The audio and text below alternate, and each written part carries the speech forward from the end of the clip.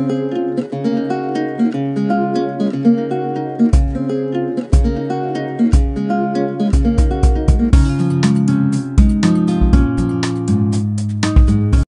guys, welcome back to my channel. So today I just want to do a quick video, show you guys some DIYs that I recently did on the Memorial Day holiday.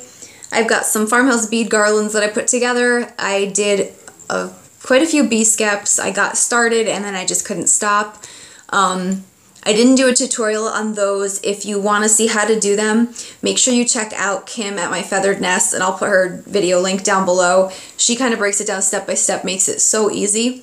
So definitely, if you want to make a bee skep, go check her out. And then I'm going to take you guys step by step through how I made a garden ornament on the cheap. So stay tuned. I'm going to turn the camera around and show you guys what I did.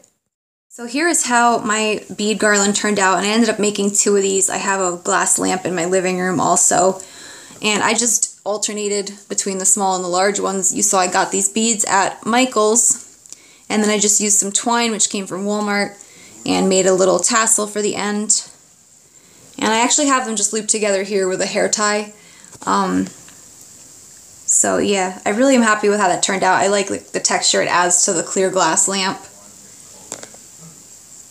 So those bags of beads I showed you in the last video, I think I got like 3 of them, 2 of the large ones and 1 of the small one.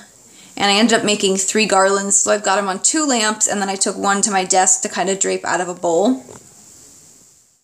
So here are the 2 bee skeps I made, and I just used some rope from Lowe's. I couldn't find any at my Walmart, and I did these around soda bottles because I felt it was easier. I would have burned my hand like 100 times if I tried to wrap them. So this one here, I used a 3-liter soda bottle from the Dollar Tree,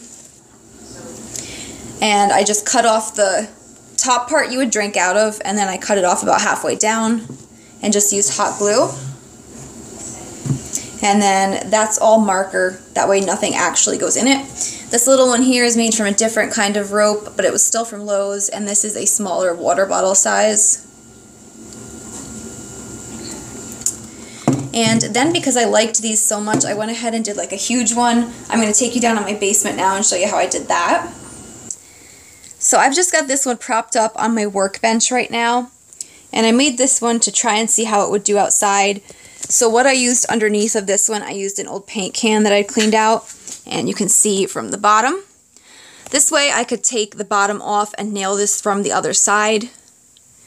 Right now I just have nails on. I would recommend using some kind of like a silicone or an attachment because it feels a little wobbly, but I'm just going to go ahead anyways and see how it works.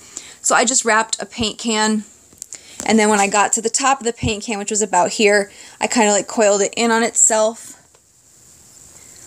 And then this is just like a pressure treated porch spindle from Lowe's, and it was only like $1 something. So I'm just going to dig a little hole, kind of like stake it down, put it in the garden and see how it does. I did spray it with a clear coat just to give it a little extra protection from like the rain. I'm going to be showing you guys a little bit of a garden DIY today. So I was shopping at Marshall's and I saw this really cool garden statue. It was kind of like an obelisk. It was $20, so I attempted to make one on my own. I'm going to walk you guys through it, and we'll see if it works out. So the first thing I picked up was from Lowe's, and it's just this tomato cage. And we're in my basement, so ignore all the stuff. But I just picked up this tomato cage. I picked up the one with 4 rings. It was like $4 and change. And I'm going to use it upside down and try and kind of hook the top together. And then we'll go ahead from there. I've also got a box to spray paint on. I have 1 wire tie.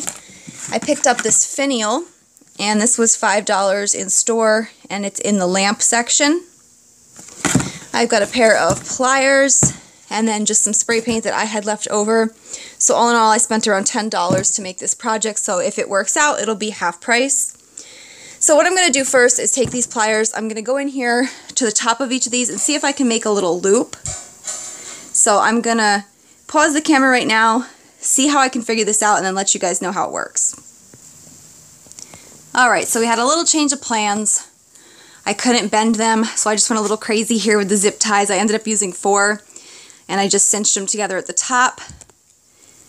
I cut 3 of them short with a hacksaw, and I left this one here a little bit longer because that's what I'm going to attach the finial to.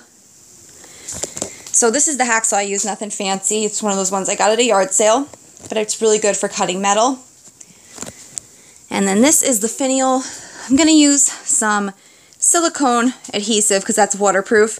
And I am just going to attach it to this top one here. Kind of hold it to level it for a little bit. And then I'm going to go ahead and paint the whole thing. So let me go ahead and do that and I'll show you guys how it turns out. And then this is how that DIY garden obelisk turned out. So you can see it's just the upside down tomato cage like I showed you with the finial on top. And I've just got it in this bush here right now because these kind of like vine up it. I'm going to move it and put some morning glories on it. But all in all, the project was like $10 or less. And I think it turned out really cool. So I hope you guys enjoyed watching this. And maybe some of you guys will go out and try this. Let me know in the comments. Thank you for watching.